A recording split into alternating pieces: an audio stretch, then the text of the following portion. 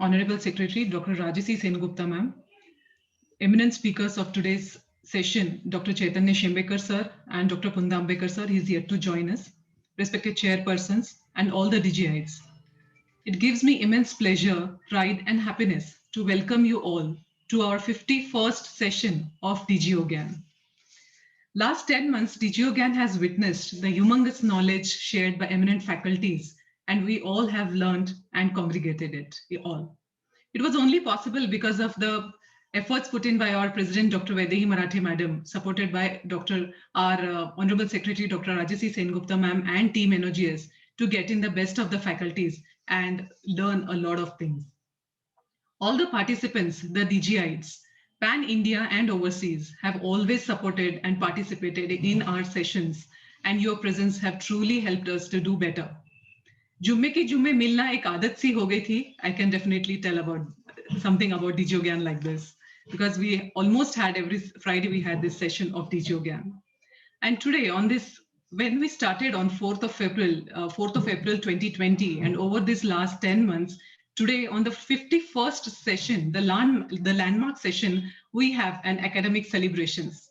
This, along with the stalwarts, the eminent speakers, that is Dr. Chaitanya Shembekar sir and Dr. Shailesh Puntambekar sir.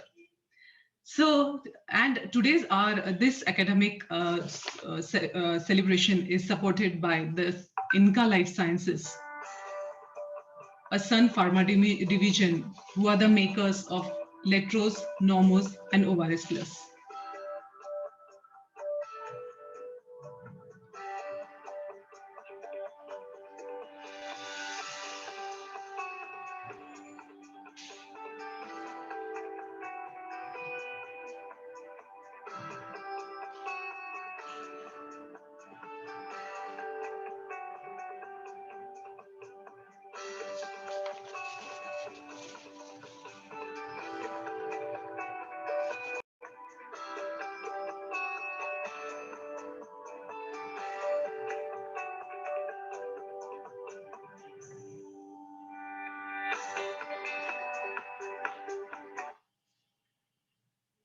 So thank you very much, Sun Pharma, Inca Life Sciences, for supporting our today's session. And now let's begin the session with the welcome of President Dr. Vaidehi Marathi Madam. Over to you, ma'am.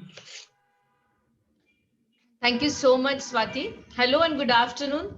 Respected faculty of the day, Dr. Shailesh Puntambekar sir, Dr. Chaitanya Shembekar, family members of Dr. Kumud Tamaskar, Dr. Vijay Tamaskar and Dr. Manisha Tamaskar, and her grandchildren, Dr. Amog and Dr. Nishad. Chairpersons of the day, Dr. Kundan Ningre sir, Dr. Sadhana Patwardhan, Dr. Bhute ma'am, and Dr. Yamini. Respected seniors, boys and girls, I welcome you all to the VR world, the Vaidehi Rajasi's virtual to reality world, the unique digital space where we present a weekly extravagant bonanza of academic and non-academic feasts. Friends, during this entire year of the pandemic, NOGS has been the only society to conduct these standalone ongoing CMEs week after week, right from the beginning of our tenure till almost the end of it, with very practical, clinically important basic topics, which is the USP of our CMEs, and that is why we had named them DGO GAN. And now we are marching towards the end of this series as we wind up our stupendous tenure in March. But we have some excellent events lined up for the next 2 months, and we all look forward to seeing you there.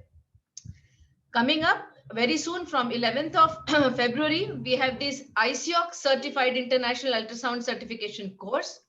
End of the month, we have the very popular PG4s, where PGs from Nagpur and all around Nagpur will be attending a physical conference with very interesting sessions for them. Coming up in the first week of March, we have the entire week International Women's Day celebration, all spread through the week. And the second weekend would see our most awaited, the glittering annual conference, the Gynecon. Along with that, we have planned the NOGS pageant, that is the Miss and Mr. NOGS. So many glittering events are planned for the last fag end of our tenure.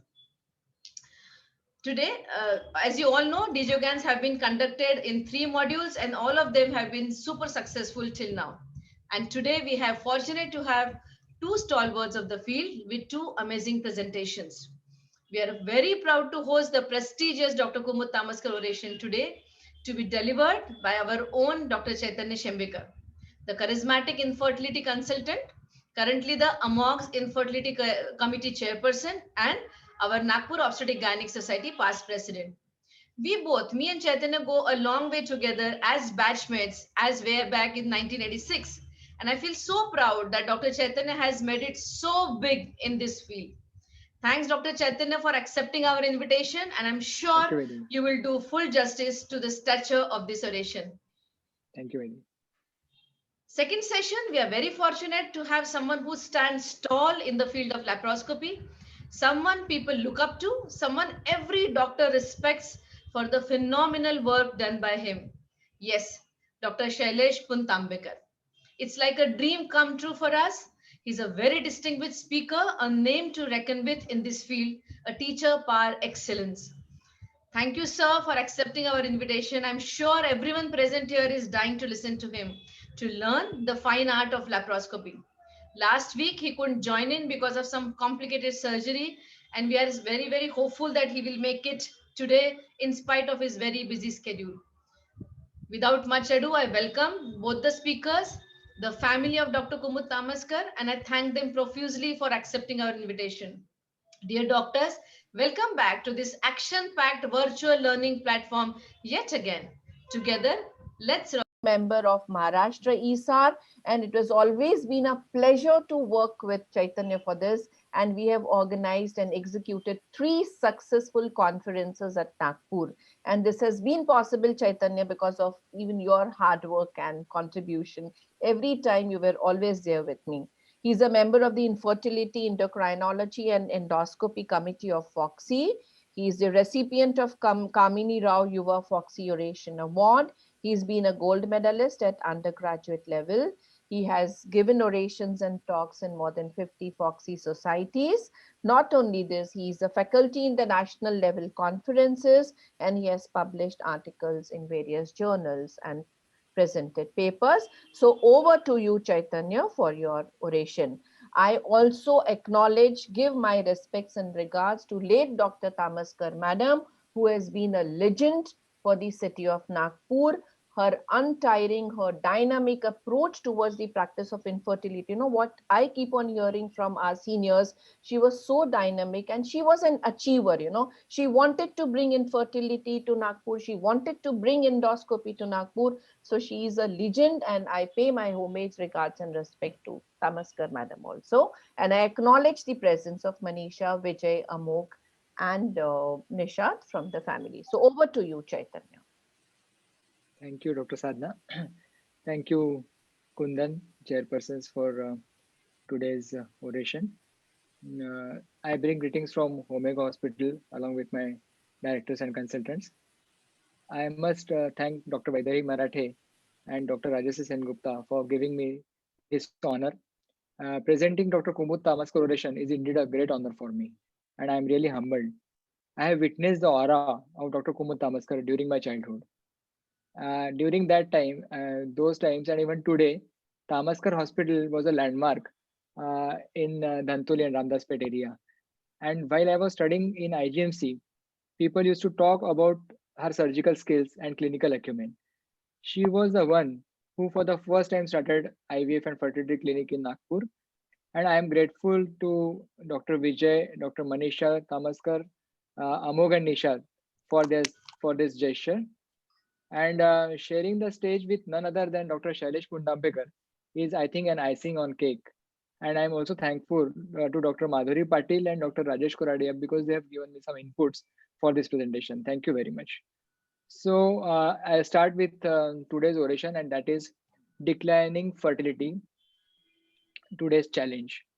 If you look at the changing trends in the fertility, the incidence of the rising fertility and the problem associated with fertility, you'll find that the most important thing which you find is the grandparents, our grandparents, they used to have many kids, and my grandparents were having 8 children. Then today's generation is actually a generation of either a single kid or double income, no kid. And if you look at the average children per woman, it has gone down to 1.61. And if you look at this Lancet publication, it says that it will go far below this in 2100. And almost around 10 countries even today have very low fertility rate of 1.3 or even lower. So if you look at the mean age of conception, initially it was 20 to 25 years, and now it has become almost 30 years. And since last 2 decades, you'll find that it has increased by 4 years. And the mean age has gone above 30 in some developed countries like Denmark, Finland, Italy, and Netherlands. And even in India, you can see that elite class, they postpone their pregnancy beyond 30 years. And you have to note here one point, that fertility starts declining rapidly after 32 years and it goes sharply down after 35 years of age. And that is the reason why you need to have counseling and awareness in the society that this is a problem which you must understand. Now, there are many reasons for declining fertility. There are social causes, some behavioral changes in the couple, which are really complex and difficult to understand. And then there are living standard, educational standards, and other things which has added to this. And that is the reason why fertility is declining. There is a study in Namibia gone to 90% fall in fertility rate because with educational level, the fertility is declining, and that is very obvious. Now, if you look at the male infertility, we'll start with the male infertility. This is rising. And I remember in my college days, we were taught that the incidence of male infertility is 30%. And now it has gone to almost 60%. And declining fertility in men is actually a big cause of concern for all of us. And it is really alarming. So you can see almost every other patient of IVF is having male problem. The female partner problem may or may not be there, but male partner problem is almost there. So the question is, where have all the cowboys gone? And I think we need to answer this question. This is a serious question. This is the article which has appeared in Gulf News, and one of my friends he shared this with me, and it says that sperm drop could make humans extinct. And this actually started happening in Scandinavian countries. It has been found that the semen quality is going down and the count is dramatically falling. Initially, it was 100 million plus, and now most of them, even today in our day-to-day practice, we don't find many patients or many husbands with semen count of more than 100 million. Most of them, they are male partners. They are having semen count around 20, 25, 30 million. We are happy. That is the problem. So quality and count both are falling down, and this is because of so many reasons. I think lifestyle factors, they play an important role: stress, advanced age, caffeine consumption, obesity, tobacco, heavy alcohol use, and recreational drugs. Along with that, environmental factors like the pollution, heavy metals, pesticides, all these things are adding fuel to the fire. Obesity is, I think, something which is a cause of concern. And with obesity, there is a reduction in the androgen levels, high A2 levels, and increase in the scrotal temperature. It has been noted that for every 5 unit rise in the BMI, there is 2.4% fall in the sperm count and 2% fall in the sperm volume. So that is the problem with the obesity. Even too thin patients can also have problem of sperm count, because they can have some problems like thyrotoxicosis or some other endocrinological abnormalities. Now, if you look at the age and fertility, there is advantage to the boys. It is said that why should boys have all the fun? But I think the answer is it is the nature's wish. And for boys, age is just a number. If you look at the history, you'll find that Charlie Chaplin fathered a child at the age of 73. But boys, don't get so excited. Take it with a pinch of salt. Because even in boys, it has been found that after 35 years of age, DNA fragmentation goes on rising. And after 40 years of age, there are genetic mutations which are very common.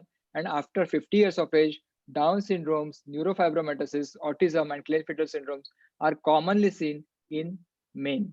And there is a relation of male factor and cancer. And this is something which is a cause of worry, because cancer, the rate incidence is rising so much that not only testicular cancer, but other cancers like melanoma, prostatic cancers, non-Hodgkin's lymphoma, and even thyroid cancers and lymphoblastic leukemia all are associated with male infertility and male factor infertility. It is said that nothing succeeds like normal semen analysis, and if you belong to a elite 100 million club, then there should be absolutely no problem. But I think it is not so. We all know the WHO criteria for semen-assist. We need not discuss this. But whenever we talk of declining fertility in men, we have to go beyond this semen-assist, and you have to think of sperm function test, and also you have to think of psychological factors, which are also equally important.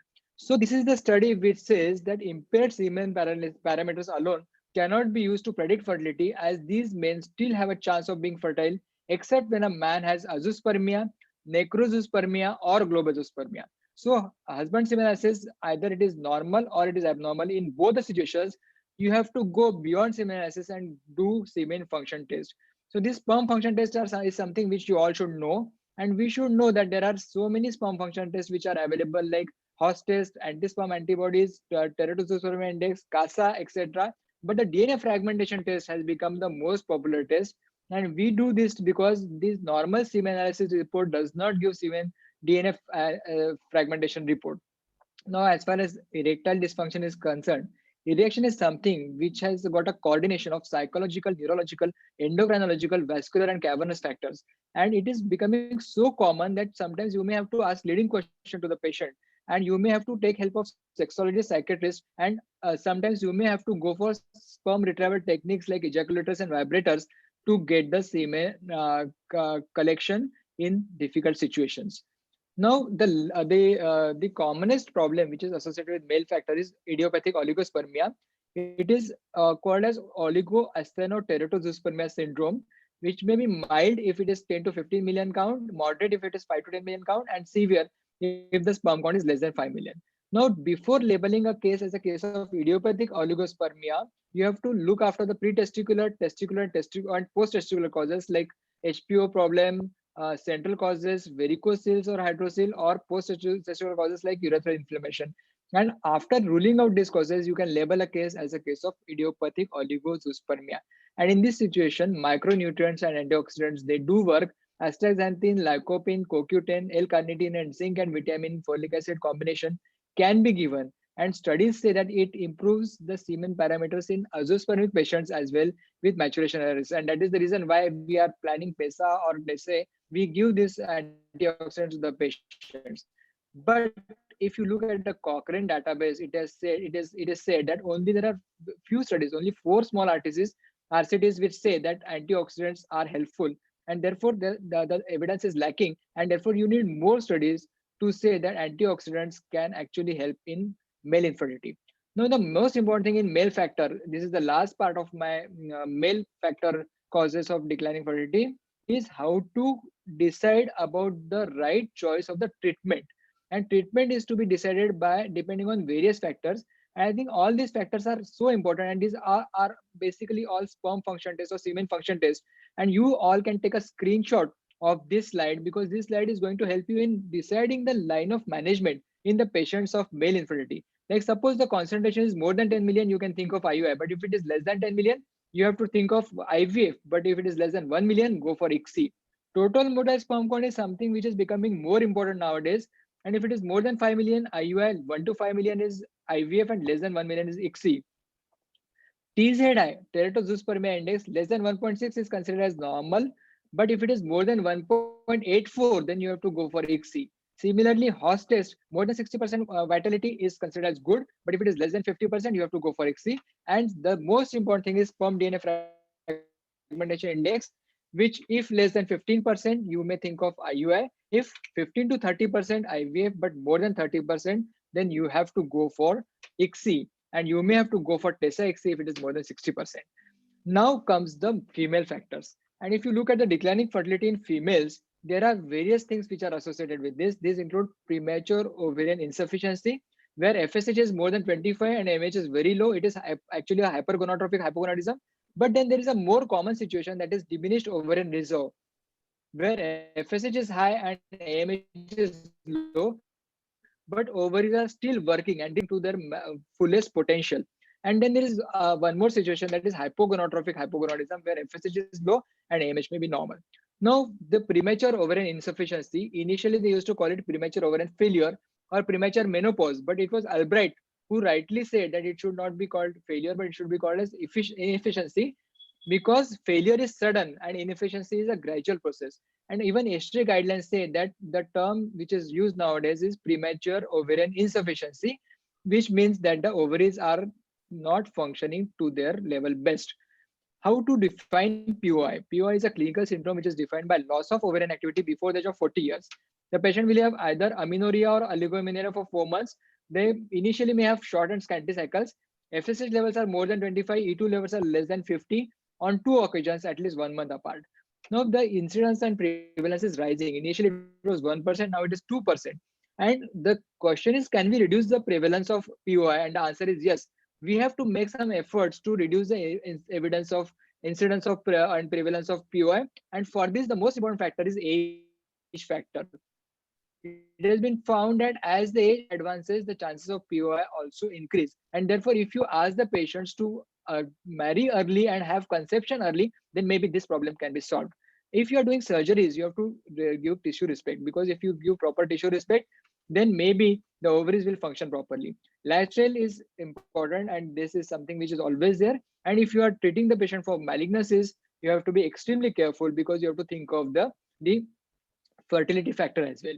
Now, the causes of POI, the most of the cases they are idiopathic, where 90% of cases you don't know the cause.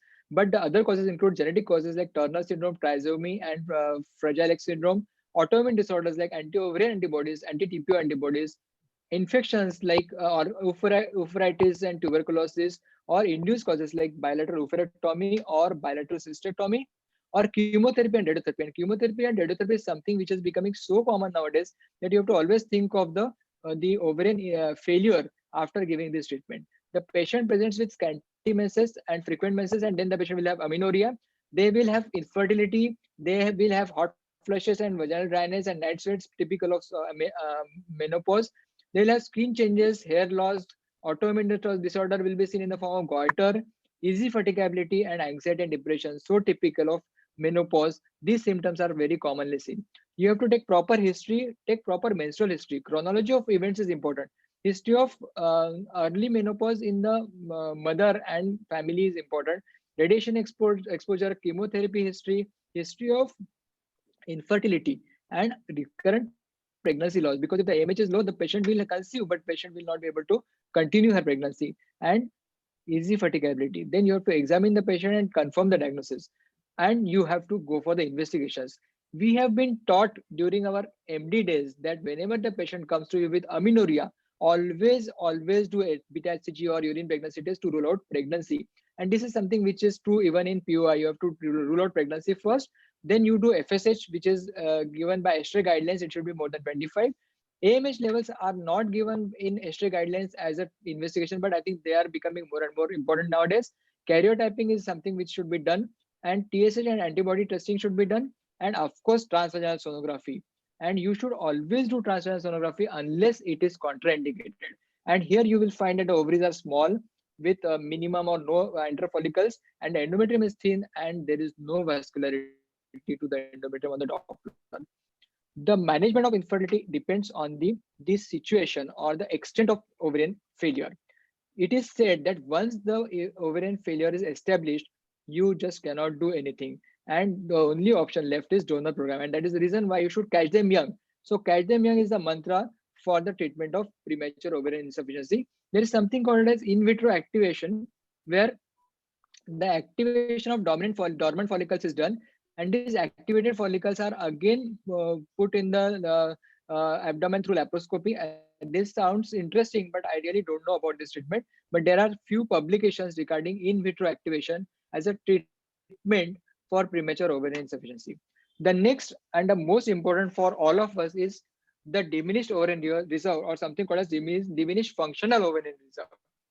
This is a term used to determine the capacity of the ovary to provide eggs that are capable of fertilization, resulting in a healthy, successful pregnancy. Now, if you look at the age, you will find that already discussed that after the age of 35 years, the chances of pregnancy declines dramatically. The pregnancy declines dramatically after 35 years of age.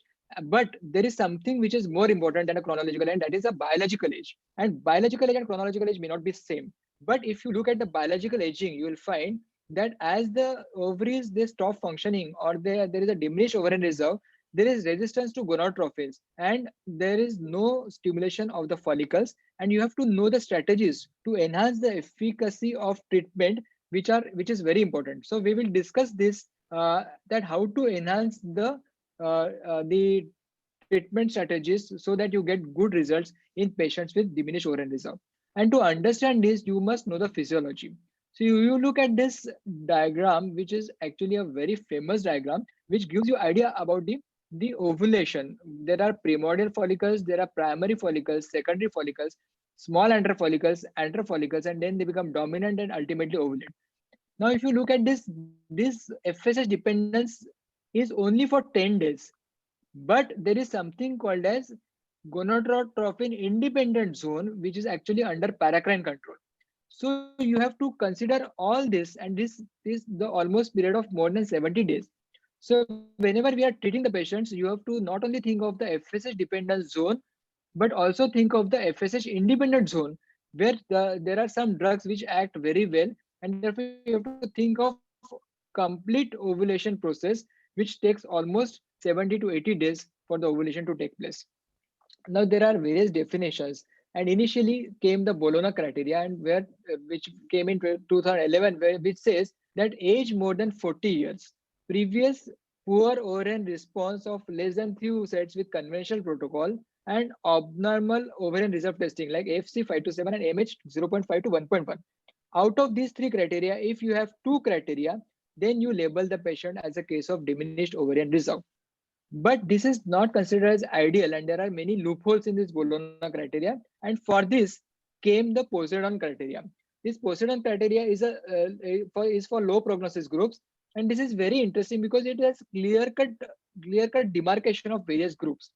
Poseidon group 1 includes young patients, where the patients are young, their age is less than 35, and there is a surprise response or unexpected poor response. The patient has got a good AMH, good AFC, but still the oocyte retrieved are low in number. If they are less than 4, it is called as 1A group, and if they are 4 to 9, it is called as subgroup 1B. Similarly, in Poseidon group 2, the patient is more than 35 years, but the AMH levels are normal, AFC is now normal, but still there is unexpected poor response, and includes 2A where the oocytes are less than 4, and 2B where the oocytes are 4 to 9. The most important group is Poseidon group 3, and we are actually focusing on this group. Why we are focusing on this group? Because this is the patient who is young, whose age is less than 35 years, but they are having poor ovarian reserve, and pre-stimulation parameters are AFC less than 5 and AMH less than 1.2. And this is the group where the treatment modalities are very important, and you have to decide about the treatment in these patients. And then there is Poseidon group 4, where the patients are old and they are classical cases of diminished ovarian reserve, where AFC is low, AMH is low, and age is also more than 35. Now, whenever we are discussing these groups, group 3 is something which we have to focus, because these are the groups which can be actually treated by many conditions or many treatment plans. So before you start treating the patient, you have to have the ovarian reserve testing, and you must assess and predict the response to ovarian stimulation, which is done by ovarian reserve testing. As we have seen, Poseidon criteria, response to stimulation cannot be predicted even in young patients. Sometimes you may get surprise low response in young patients also. Therefore, what is important is, apart from age, BMI, and the infertility factor, you have to look for the anther follicles. And this is done with the help of ultrasound. And I think ultrasound is something which is most important. It plays a crucial role. And nowadays, we have 4G Voluson machines with us at our hospital. And with the help of this Sono AVC, which is a wonderful application, we can actually count the anther follicles in the ovary, and you know that how is the patient going to respond to the stimulation. The basal hormonal assays are FSH, E2, and AMH level. And out of this, AMH is becoming more and more reliable. They are becoming so reliable that now the question is, are day 2 hormonal assays losing its significance? And the answer is probably yes. FSH and E2 and LH are losing their significance. Why it is so? Because there are some advantages of this day 2 testing. They are cheap and time tested, but there are many disadvantages. They are influenced by external factors, and the accuracy in prediction is less. So suppose you just look at the AMH. you will find that you can do AMH at any time during the menstrual cycle because there is no intercycle and cycle fluctuation. And the effect of OC pills and GnRH analogs or any other drugs is seen on FSH, but it is not seen on AMH. So AMH levels are not influenced by all these investigation, all these drugs like OC pills or gonadotropins, and that is the point which is important for and which is in favor of AMH. So there is rise and rise of AMH, and it is becoming more and more reliable day by day. And therefore, nowadays we have almost stopped doing FSH, but we completely rely on AMH for the treatment plan or for deciding the treatment plan. So grossly, you can say that AMH less than 1.1 is low, 1.1 is 3.5 is considered as normal, and more than 3.5 is considered as high AMH level. And again, this is the at a glance chart which gives you idea about various ovarian reserve testing and their importance. And you all can take a screenshot of this chart as well, because this chart is going to give you idea about so many things. Like suppose you look at this prediction of poor response, you'll find that AMH is the best, and even AFC is really good for prediction of poor response. Prediction of hyper response, AMH is the best because it gives you idea AMH is high, that means patient is having PCO. Similarly, AFC is also the best for this. Intercycle and intracycle variability are not seen in AMH. The most important thing is blinded to operator. The same one person can do ultrasound so well because he has been doing this ultrasound since last so many years, but a newcomer may not be able to do ultrasound properly, and then he or she may miss some important findings. And so therefore, if you look at all these things, the cheapness is something which is there with age. Age is, I think, something which is most important, and where you can get idea about so many things, provided patient gives or tells you the proper and the correct age. I think that is also important. So this is the chart which you all should know, and from all these parameters you come to the conclusion that AMH and AFC along with age are the three things which are crucial for ovarian reserve testing. Now counseling part is something which is important, and late marriage and late childbearing is becoming new normal. The problem is with the understanding of possibility of diminished ovarian reserve. Even with advanced age and low MH, patients are not willing to accept that they are having problem, and then we need to handle them tactfully and carefully. Because if you say that you cannot get a baby, or you cannot conceive, then they feel offended. So you have to you have to be very careful. We need to give them some time to think about it. Like you can, during that period, you can do time intercourse or IUF for 2 cycles, and then you can go for IVF. So it's a balancing act, and then your counseling skill is something which can do wonders and help couple to have their own babies. So counseling plays a crucial role. You have to give time, talk to them, and also listen to them. What is their idea? If they are not aware that their AMH is low and they are not able to conceive, then it is your duty to get their opinion also, and what they wish to do, what is their idea, and then slowly and steadily you can counsel them regarding IVF as the last option. Now whenever the patient comes with low AMH, they'll say AMH कम है तो क्या हुआ, मुझे कुछ दवा दीजिए और उस दवाई से मेरा AMH बढ़ जाएगा. So it is so simple, and then you have to tell that it is not that easy. It is not, you may not be able to increase to a great extent, but there are some drugs which are available, and all these are the adjuvants, and you can definitely try adjuvants. And one of the adjuvants is DHEA. So what is DHA? DHA is a product of adrenal and ovarian steroidogenesis. It is a mild androgen which is converted to testosterone estrogen. Norbert Drescher and Kassan, they have studied extensively on DHA, and the studies have shown that there is a significant improvement in ovarian performance. Now this DHA is something which acts at this level, the level of pre-antral and early antral follicles, and therefore it is acts synergistically with FSH, and therefore you have to give DHA almost 6 weeks to 12 weeks prior to starting the treatment. It improves the oocyte yield, it improves the embryo number, it increases the chances of pregnancy in IVF, and even it increases the chances of spontaneous pregnancies, and it reduces the miscarriage rates and chances of aneuploidy as well. Duration of DHA minimum 6 weeks, ideally for 3 months. 25 milligram TDS is the dose, but nowadays 75 milligram tablets are also available. Start at least 6 weeks before IUI or IVF, and give till second pregnancy test is positive. But remember friends, DHA is neither a panacea nor a miracle drug. DHA is just even in Western countries, it is available as a over-the-counter drug, and it is just a drug which may help you in improving the ovarian performance. Another drug is testosterone gel. It increases intrafollicular androgen and increases the number of FSH receptors in the cells, and growth of follicle is improved by this, and there is a better response to gonadotrophins. It is available as a transdermal application of gel. It is available as 25 milligram or 12.5 milligram dosage. You can give it on 15 days or 21 days prior to stimulation. Usually we give this gel to all our diminished ovarian reserve patients 15 days prior to the day of stimulation, and continue it till the day of HCG. There are many RCTs and many studies, but more studies are required as far as testosterone is concerned. Another drug is growth hormone. There is a great deal of controversy about this drug. It is available since 1990s.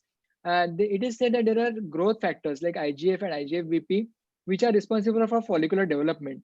And IGF-1 is growth hormone dependent and is involved in potentiating the effect of FSH. So growth hormone works in this way, and you can give growth hormone 8 international units per day. You can start it from day 7 up to the day of HCG, or you can start it for a long period also. You can start it from day 21 of the previous cycle and give till HCG day. Usually, if at all we give growth hormone to the patients, we give this growth hormone from the day of stimulation and give it for 15 days. A very interesting meta-analysis by Cario et al. Says that they evaluated 22 RCTs and they tried to find out 15 interventions which can help in stimulation of the ovaries in diminished ovarian reserve. And out of all these 15 interventions, they found that human growth hormone injections and day 2 intervention or day 2 embryo transfer are the only 2 interventions which were having beneficial effect. So this is really interesting. But I think this study should be taken with a pinch of salt, because you can have many other factors also which help in improving the ovarian performance. And the cost factor, as far as growth hormone is concerned, cost factor is also equally important. It is quite a costly drug. So we have, since growth hormone is costly, we have Gariboka growth hormone, and that is pyridostigmine. Pyridostigmine actually acts on AC inhibitors, and it helps in increasing the growth hormone secretion. The dosage is 60 milligram BD. It is available in the form of tablets, and it has to be given from day of ovulation stimulation till HCG. No much support in favor of pyridostigmine, but we regularly give pyridostigmine in many of our patients, and we find that we get good results with pyridostigmine as well. CoQ and antioxidants also have got a role to play. As we give antioxidants in male infertility, we can also give this in diminished ovarian reserves. After these tablets and drugs which are available, there is something called as ovarian PRP, something which we all can do in our day-to-day practice. PRP actually enhances the development of primordial and primary preantral follicles. It assists in tissue regeneration. Most of the studies, they inject PRP through pouch of Douglas or POD under TVS guidance using ovum pickup needle. This is something which is very easy to do. Technically, it is easy. But if you are not planning IVF, or if you are doing IUI and you have to do laparoscopy, you can do ovarian rejuvenation through laparoscopy as well. And that is what we do in many of our patients. If the patient is for IUI, or if the patient is for simple treatment and the AMH is low, we inject PRP through laparoscopy. And initial studies have shown promising results. This is how we do it. We just put the laparoscope, and with the help of a needle, we inject PRP into the ovaries. After injecting the PRP into the ovaries, we do AMH after 1 month and repeat AMH after 3 months, and then we see the results. This is the treatment which we do along with the ultrasound guided PRP injection in the ovaries. Now, this is the latest study on PRP, which shows that PRP is going to help in improving the ovarian performance. April 2020, where they are trying to find out the effect of PRP in patients of premature ovarian failure. Stem cell is something which is a novel approach, but it is still in experimental stage. Many people have started doing it. Dr. Sunita Tanduladkar has presented paper on this stem cell, and many people in India have also started doing this stem cell injection. PRP is easy to do. Stem cell therapy is a little bit difficult, but it will give you better result as per initial studies. Now, this is a ROSE trial. This ROSE trial is the latest trial of May 2020, where they have tried bone marrow stem cells, and they have injected this stem cell through laparoscopy into the ovaries. So similarly, the way we inject PRP, they have injected stem cells in the ovaries, and this trial is giving good results. Now comes the approach towards the patient of diminished ovarian reserve. As we have already discussed, diminished ovarian reserve may come as a shock to many patients. It takes time to get adjusted to the reality, and for this fact to sink that you may have to give couple and you may have to give couple some time to think. And the good news is spontaneous ovulation and spontaneous conception is something which is known not only in diminished ovarian reserve but even in POI. So if you give some time, then maybe patients can conceive, but you cannot give more time to them because you have to have a balancing act. Now, what about IUI? Can we do IUI in patients with DOR? The answer is yes. IUI is worth trying, and in DOR, IUI is possible, but it gives low pregnancy rate. As it is, IUI gives low pregnancy rate, and in DOR it will still give more the low results. But you can try IUI in 2 to 3 cycles. It is worth trying, especially in Poseidon group 3 patients, where the patients are actually young patients with age less than 35 years, but AMH and AFC is low. Also, the duration of marriage is important. If the duration of marriage is less, then IUI can work. So there are many studies which says that young patients with diminished ovarian reserve, IUI can do wonders and can work. And the live birth rate is comparable with other factors, and IUI can be done in such patients. But you have to stop somewhere. You cannot go on doing IUI for months together or for years together. That is what many people do. 10 cycles of IUI, 15 cycles of IUI. You cannot do more than 3 cycles in patients of diminished ovarian reserve. Ideally, 2 to 3 cycles. Now, what is the protocol for IUI? The conventional protocol can be tried, but if you don't have much time, and you have this is something which is say a last chance in IUI, then you have to give your best. You have to perform best. And for performing best, what you can do is you can start with antagonist cycle and give gonadotropins and do IUI just like IVF. You may get good results. So this is worth trying. Antagonist cycle with gonadotropins and IUI is something which is worth trying. Now comes the last part, and that is IVF. And in IVF, it should not be too early. It should not be too late. We are not doing it early. We are already late. So we should remember that you should not be too late. And you have to start the treatment. Now, when you start the treatment, you give gonadotropins to the patients.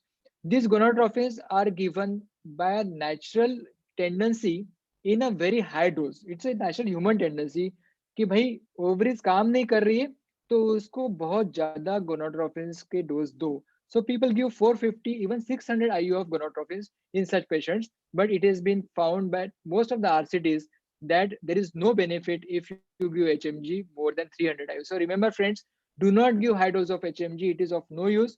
Give HMG not more than 300 because it does not work. Now, some people they give HMG in a low dose, say 225, and then after 5 days they suddenly start feeling that there is no response and they increase the dose. Now, this is the study which says that there is no point in increasing the dose after 5 days. If you make it 225 to 600, suddenly if you shoot your dose, then there is no effect of doubling of dose. There is no effect, and it is of no use. So you should not do such thing. You should continue with the same dose and have some patience. Now, whenever we give treatment to the patients of IVF, we have to do down regulation, and down regulation is done with the help of agonist or antagonist. Now, agonists, they are actually good, and initially 10 years back we used to do only agonist protocols. This is a long protocol which gives good cohort, more top quality embryos, and a good endometrium. But there are some points which are against agonist protocol. The agonist actually suppresses the ovaries, therefore there is ovarian hyperresponse. More cyst formation is there, and you require more injections. But of late, agonist protocol is again becoming popular because of two reasons. One is the good cohort and good top quality embryos, and also good endometrium. And therefore, it is said that in diminished ovarian reserve patients, especially Poseidon group 3 patients, where the patients are young, but these young patients are having problem of diminished ovarian reserve. In these patients, if you give agonist protocol, then you may get good embryo quality, less ET cancellation rates, and high implantation rates, and high live birth rates. And therefore, Poseidon group 3 criteria category is the category where this agonist protocol works very well. So this is the classical agonist protocol where you start from day 21 of the previous cycle and continue agonist up to the day of HCG. So this is a very classical standard protocol of what is called as agonist protocol. Also, you can give microflare protocol of agonist where you start agonist late on day -2 or -1 and continue till HCG, or you can give short agonist protocol where the flare up effect of agonist is used, and that is something which can be tried. Now comes the antagonist. And as far as antagonist is concerned, antagonists are actually now it's becoming a standard treatment, and it completely blocks the GnRH receptors and gives good response. And also you can use CC and letrozole and other drugs along with antagonists. So this is a very classical antagonist protocol where you start from day 6, day 7, or day 8. You can make it flexible when the leading follicle becomes 14 millimeter in size, and then continue antagonist till the HCG trigger.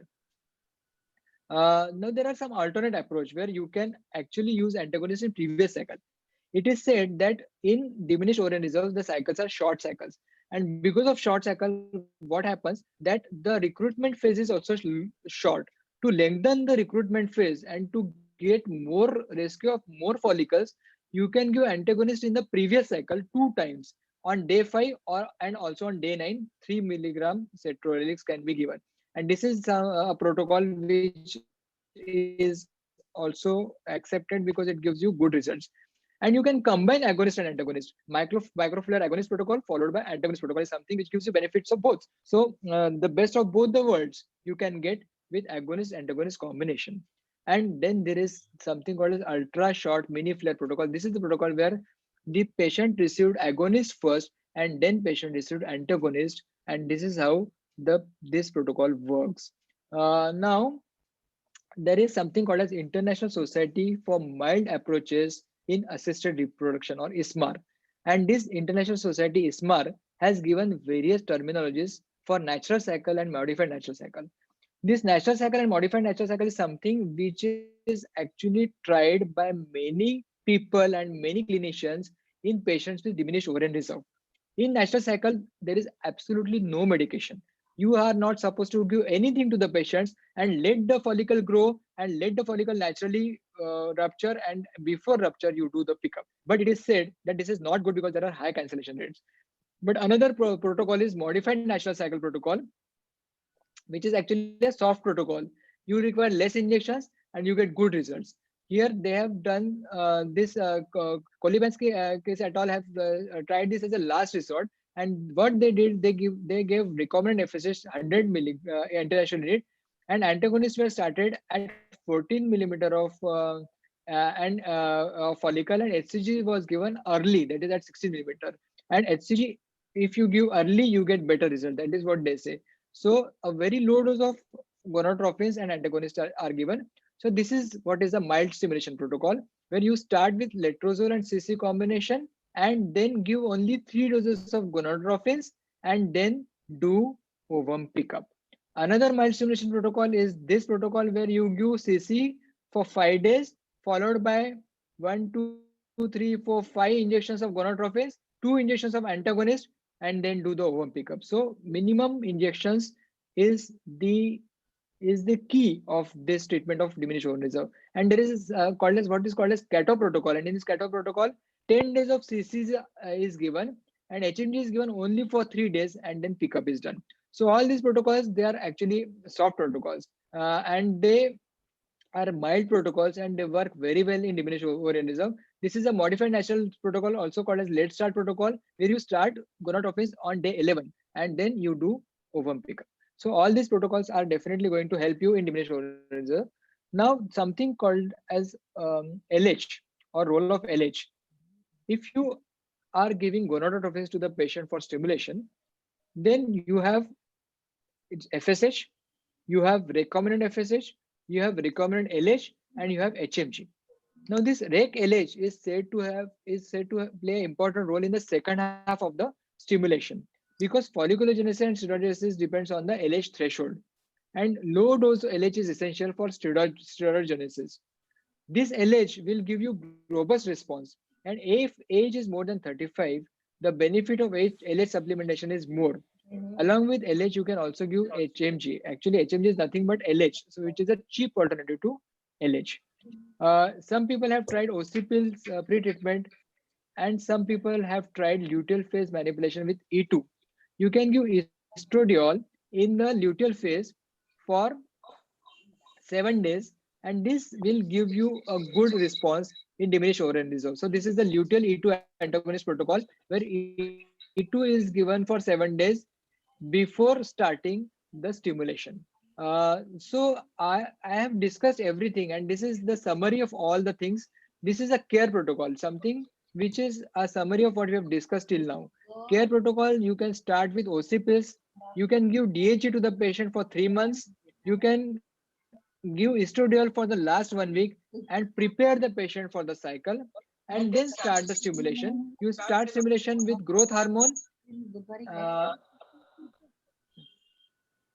And worst was, Hello.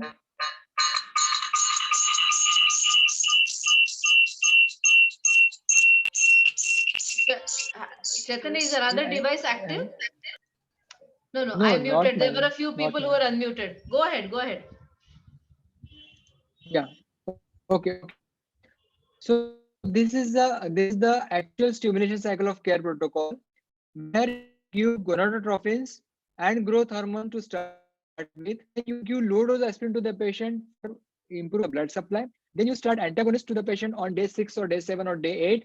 Then you give HCG as a trigger, and then you continue with the progesterone support. And here the dose of gonadotropins is low, and that is 300 to 450 IU. So you don't give high dose of gonadotropins. Now there are some recent strategies which are also important, that is called as double stimulation protocol, where you know that there is a follicular recruitment wave there. You take the advantage of this wave and do stimulation 2 times in one cycle. So you get more opportunities for retrieving oocytes in poor responder patients. Now, this is something which is very popular in cancer patients, but you can try this in DOR patients also. This is called a Shanghai protocol. Shanghai protocol is actually a dual stimulation protocol, where you start with the stimulation on day 2 or day 3 of the menses, complete the stimulation, do ovum pickup, give 1 day break, and start stimulation again. And the second wave of folliculogenesis is taken care of, and you get more follicles and you get more oocytes, and 2 times in one cycle you are doing ovum pickup. So that is called as Shanghai double stimulation protocol. This is one more protocol called as duostim protocol, where you give 11 days or 12 days of gonadotropins, do ovum pickup, give 3 days of gap, and again start gonadotropins and again do ovum pickup. And these are the protocols which are becoming very popular in cancer patients, where you don't have time and you want more and more oocytes in short time, and also in patients with diminished ovarian reserve, where you want to get more oocytes and you want to get results as early as possible. If you just look at the choice of protocols, you'll find that antagonist protocols are doing well. Agonist protocol are also equally well, but the natural cycle protocols are something which should not be tried because it gives only 3.5% success rate. But others are something which you can, it is worth trying. There is something called as COFACI, and this COFACI is also becoming popular these days, though not very popular. But some people are doing this COFACI to get good results. Now, what they do, what is this COFACI? COFACI is co-transfer of fresh and collected cryopreserved embryos. So they do one cycle of IVF, they collect the oocytes, they form the embryos, they freeze the embryos, and then they do another cycle of stimulation. They do fresh embryos, and they, along with the fresh embryos, they transfer the frozen embryos. So that is called as COFACI. This is something which is tried by many people, and people are also getting good results out of this. Now, when to give the trigger? Trigger should be given early. When the patient is having DOR, you can give it at 16 millimeter, and retrieval should also be done early at 34 hours, because it takes care of premature luteation of follicles in older or DOR patients. So therefore, you do give HCG at 16 millimeter and do retrieval at 34 hours. After the trigger, that is when the ovum pickup is done. After ovum pickup, you have to give corpus luteum support, and this corpus luteum support is important, especially in patients with diminished ovarian reserve. And this can be provided by a single dose of leuprolide 0.5 milligram subcutaneous or triptorelin 0.1 subcutaneously on day 6 of OM pickup. This is important. The 6th day of OM pickup is the day where you require corpus luteum support. And all the more you require support in patients with diminished ovarian reserve because they are having corpus luteum which is not very active or which is not very robust. And there are 5 studies on this till now. Out of this, almost 3 studies they have said that there is a benefit of giving corpus luteal support in the form of leuprolide injection or triptorelin injection on day 6 of ovum pickup. Remember, friends, this is something which we do in our day-to-day practice, and we are getting good support and good results with the extra support which we give in the luteal phase. Embryo pulling and embryo banking is something which is becoming more and more popular nowadays. It is because of the improvement in the freezing techniques. Because of very good freezing techniques, in fact, the situation nowadays is such that frozen cycles are giving better results than the fresh cycle. And therefore, you can actually pool the embryos. You can do 2-3 cycles of ovum pickup, collect the embryos, collect the oocytes, get more embryos, and all these embryos are then later on transferred. So you are creating a similar situation as a normal responder. So if you have 15 embryos available with you, you can select the best embryo and you get good results. So that is the advantage of embryo pooling and embryo banking. Ovarian cryotissue preservation is something which is becoming popular nowadays, especially in cancer patients and also in patients with diminished ovarian reserve. And there is a lot of work done by Anderson et al., where they have done more than 500 patients and they have got 100% results in regaining ovarian function. So this is really interesting that ovarian tissue cryopreservation is also becoming more and more popular these days. As far as oocyte freezing and embryo freezing is concerned, if the patient is married, but if the patient is not planning pregnancy, then you can go for embryo cryopreservation. And if the patient is young, she is unmarried, then you can go for oocyte cryopreservation. These are the options which are available. And I think IVF donor program is the last but not the least option. It is the only treatment option which is established because it gives the best results and the maximum success rate is with the donor program. And therefore, you can give this option to the patient. And now that we have discussed everything, I'll take just 5 minutes. This is the last part of my oration, where jate I am going to discuss a case of Monica. This Monica is a classical case of diminished ovarian reserve. And see the history of Monica. She is 38-year-old. She is teacher by profession. She's from a middle class background, but she is trying hard to conceive. She is married since 12 years and she is giving history of 2 failed IVF cycles. She has come to you. She came to the hospital with 2 IVF failures and now she is for the 3rd IVF cycle. On history, there was only one significant history, and that was 10 years back. Her laparoscopy was done by a general surgeon, and on inspection, they found that the ovaries are big and they drilled the ovaries like this. You can see this picture of a charred ovary.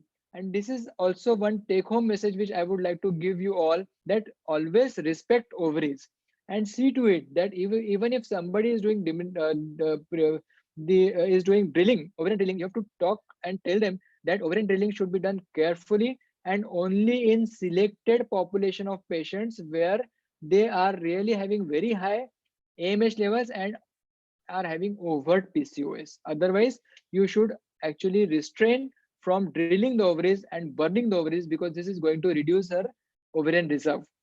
Now, initially, her AMH was 0.9. Now her AMH is 0.7. So her AMH is going down. Her first IVF cycle was done 4 years back. Her AMH was 2. And their FSH was given 375. Second cycle, AMH was 0.9. HMG 600 was given. Endometrium was good all the time. And now she is for 3rd cycle. Now, how do we counsel for this patient? Checklist. She is not willing for donor program. This is a changing trend. Initially, male partners were not willing for donor semen. Nowadays, girls are becoming more adamant and they are just not ready for donor program. And you have to respect their sentiments. You have to have empathy for them. You have to think that how they must be feeling.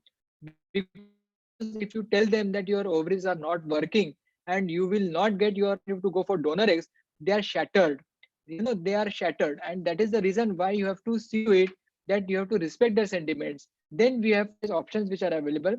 We discuss about stem cell therapy. She said, no, I cannot afford stem cell therapy. but she was ready for PRP. We did her transvaginal ovarian PRP.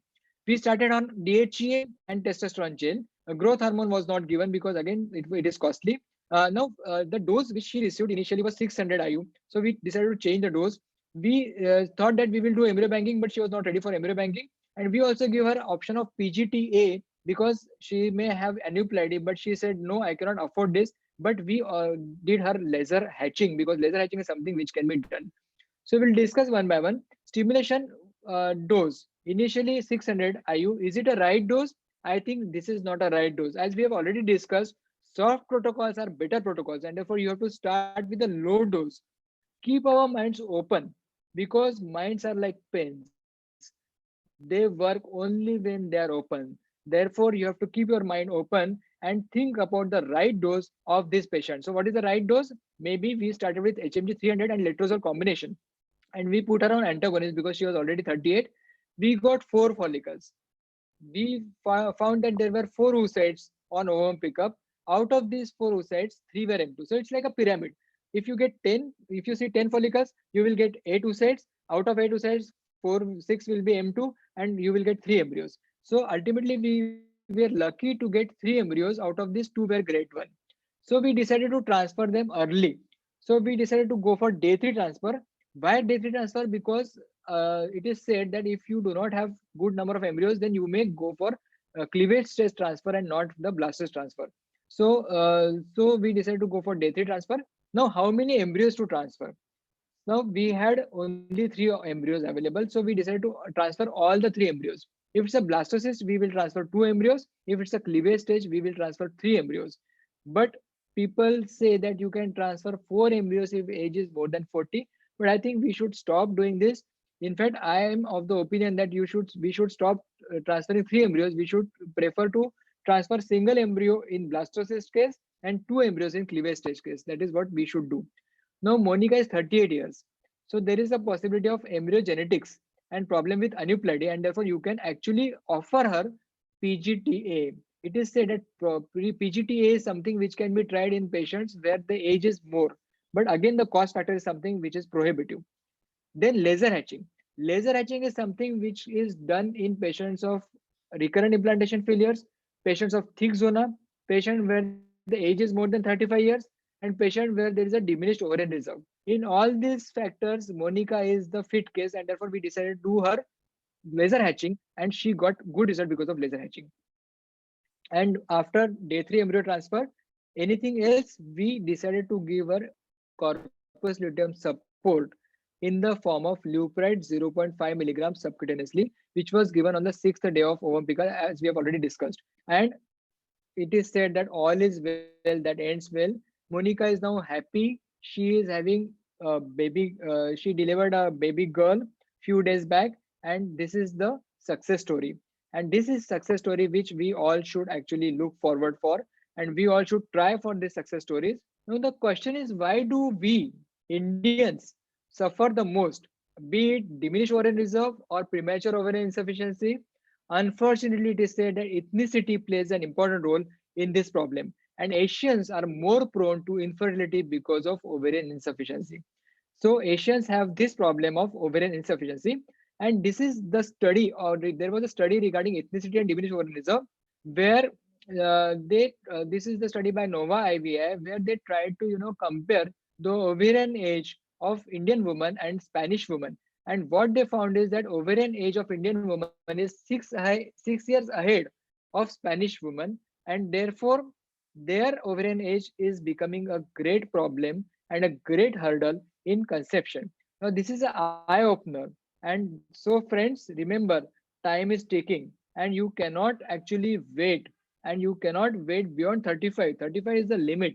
And the patients are not going to conceive, or they are going to have difficulty in conception because of diminished ovarian reserve, which is so commonly seen in Indians. And you cannot compare yourself with Western countries, because Western countries, they have different story. Now, before I sign off, I'll tell you some shocking facts which I have seen in my day-to-day practice. The changing trends which we witness at Omega IVF Clinic. Last week, we recruited a 40-year young girl. She's 40 years. She's a young girl. She's seeking a match. She is seeking a match. she for USET cryopreservation, she is yet to get her Sapno ka Rajkumar and she is yet to find a match. Once she finds a match, she will marry and she'll have her own children. But for that, she wants to have her USETs cryopreserved.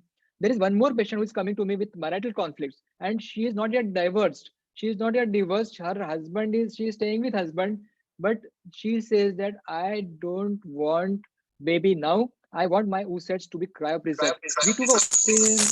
We took a opinion of medical legal expert, and our medical legal expert said that you can go ahead and you can actually do this. Now, more and more patients are coming with DOR at a very young age. Last year at Omega IVF Clinic, we had 4 unmarried girls with diminished ovarianism. They came with scanty menstruation and short cycles. Their AMH were around zero point 0.4 to 1.1, and their age was around 22 to 25 years. One of the patient was a blogger, travel writer, and a photographer. She said, I cannot think of marriage. I don't want marriage is not on my cards and not on cards, and I cannot think of marriage now. So we offered her freezing program, and marriage was on cards in 2 girls, while one girl she was considered for early marriage, and all were told to try for conception immediately after marriage. So this is something which is happening nowadays, that the patients they came with short cycles or amenorrhea, you do their AMH and you find that their AMH is shockingly low. It is 1.1, sometimes it is 0.6, 0.7, and then you don't have much time and you just cannot do anything in such situation. So the philosophy of life, friends, we all know, is कर्मण्य वाधिका रस्ते माँ फलेशु कदाचन. Karma karte raho, fal ki आशा मत करो. And same is the philosophy of infertility treatment. And I am so thankful to all of you for having me as an orator. Thank you, NOGS. Thank you, Vaidehi, Rajasi. Thank you, Dr. Vijay and Manisha Tamaskar, for giving me this opportunity to talk in front of this August gathering. Thank you very much. Thank you. Thank you, Dr. Chaitanya. I think when it comes to three things in public speaking, one is to get into your subject, which you have already done before coming to for today's oration. Then to get your subject into yourself, which you are already master for that, and to get your subject into the heart of your audience. I think that's also very, very important, and that's where your orator skill comes, Chaitanya. I think I Thank you, congratulate Kundan. you for such an excellent oration. Friends, we were discussing about reducing the fertility factors in India, and I think decline in fertility means there is definitely increase in the prevalence of the causes of infertility. I think that goes hand in hand, and we are seeing that. I think what was Indian scenario 40 years back and now, there is a higher education, there is a increased mobility, there are late marriages, financially independent women, and overall prosperity. I think all these are the important factors which are actually reducing fertility in India. And in many clinical scenarios, this reduced fertility is irreversible, and we just cannot do anything. As you mentioned about diminished ovarian reserve and so many other things. So I think ART is the very important science which comes for help in such scenario when we cannot enhance the fertility by any other means. So, Dr. Chaitanya, I think you are a dynamic orator and you have given us very intelligently the broad view about how to improve fertility, maybe before our ART and also during ART. And it was really an honor to chair this session of Dr. Kumud Tamaskar oration with you as a orator deliberating on such an important topic. Thank you On my very much. behalf and my co-chairperson, Dr. Sadhna, behalf of her, I thank you, Dr. Vaidehi, to invite us to chair this session, such an important oration and prestigious oration for all of us. So, Chaitanya, once again, thank you very much. I request Dr. Sadhna to give one line of comment on it, and then Thank you, maybe we Kundan. can hand over to the host. Sadhna, unmute. Yeah, it was indeed a pleasure listening to you. And declining fertility is really a great problem and a big challenge today. 25 years down the lane, we have been noticing it that women are switching over to their obstetric career after their professional careers. They're approaching us late, and by the time they approach us, they really have diminished ovarian reserve. It is a challenge stimulating this women getting good quality oocytes and good quality embryos. So the lesson at the end of the day, you know, the take home messages to all the girls, to the all young girls, female population, is get married early, have a baby early, you know. Oocyte freezing, this and that is all there, you know, but this should be the message given to the generation of today. And it was indeed a great pleasure to be a part of this academics. Thank you once again. Thank you, Dr. Sadhana. Thank you. Yeah.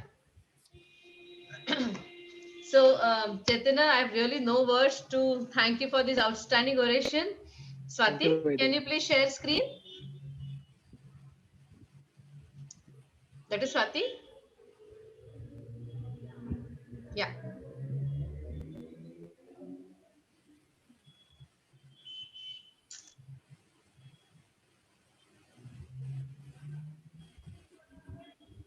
Yeah. So, on behalf of Nagpur Obstetrics and Gynecological Society, along with the chairpersons today, Dr. Kundan Ningre sir and Dr. Sadhana Patwardhan, and family of Dr. Tamaskar ma'am, it gives me immense pleasure and honor. I present this citation to Dr. Chaitanya Shembekar for his immense contribution in the field of infertility and the wonderful deliberation of Dr. Kumud Tamaskar oration on declining fertility, today's reality. And NOGS deeply appreciates his academic talent and original research work through this oration, dated 5th February 2021. Thank you so much, Chaitanya. It was indeed our honor to host this oration. Thank you so much. Thank you so much. Thank you. On this occasion, I also wish to invite Dr. Vijay Tamaskar, sir, son of Dr. Kumud Tamaskar, and daughter-in-law, Dr. Manisha, to say a few words. I would invite them, please. You can unmute, sir. I also want to welcome Dr. Shailesh Puntambekar, sir. He has joined us few minutes back. Welcome, sir. Thank you. Shailesh sir, welcome. Thank you. Thank you. Thank you, Chaitanya. Just give us 2 minutes only, sir. Yeah. Yes, Tamaskar, sir. तुम्ही unmute करू शकता. Yeah. Thank you very much, Chaitanya. And thank you to Dr. Vaidehi Marathe. Dr. Manisha, तुम्ही बहुतेक 2 device मधनं log in केला. एक switch off करा तर बरोबर. Yeah. Thank you very much to all of you, Vaidehi Marathe, then Dr. Ingre, Dr. Chaitanya Shembekar for this oration. It was really a very informative talk. And I'm very much grateful to you on behalf of the Tamaskar family to arrange for this oration in spite of having this COVID problem all throughout the world. To say a little bit more about my mother was a very senior person from the first batch of Government Medical College, Nagpur, 1948-47. And she was the first to start the laparoscopy in the early 70s and started her IVF in Nagpur when the medias were not available easily. We used to prepare our own medias in the house. We had a triple distillation water plant in the house. We used to purchase and do all those things, and then we started. We used to get up in the middle of the night to do the ovum pickup because all those protocols were not there. She had been to Australia, she had been to UK, to all the big shots who started the IVF. So it was really a big thing. Now it has come to such a thing that there is a lot of good protocols available to have the good results. So that is how we started the IVF in Nagpur. And now my wife is also doing the IVF. My niece and nephews are also doing. So we are very much now into this particular IVF thing. So I am very much thankful that you gave this oration, Chaitanya, Dr. Chaitanya. Thank you, Dr. Vaidhi, Dr. Ingre, Dr. Sadhana Patwardhan, Dr. Sen Gupta, and Dr. Sarda for introducing my mother. Thank you very much. Thanks, Vaidhi. Thanks, Chaitanya. It was wonderful. Thank you, Manisha. Thank you so much. Thank Thanks you, a lot. Yeah. So that brings us to the end of session 1. Over to you, Swati. Thank you, ma'am. Thank you very much. First of all, thank you very much, Chaitanya Shembekar sir, for such a wonderful oration. It was truly, as always, it was wonderful listening to you, sir. Thank you so much. I also thank our chairpersons, Dr. Sadhana Patwardhan, madam, and Dr. Ingre sir for your insights and concluding remarks. And now it's time to move on to our today's second session by Dr. Shailesh Puntambekar sir. on refining laparoscopy in gynecological surgeries. And to start this session, I would like to invite our chairpersons for today. Our first chairperson is Dr. Sindhu Bhute ma'am, a very senior gynecologist and who has been who has been working in this field since last 50 years, and presently she is working as professor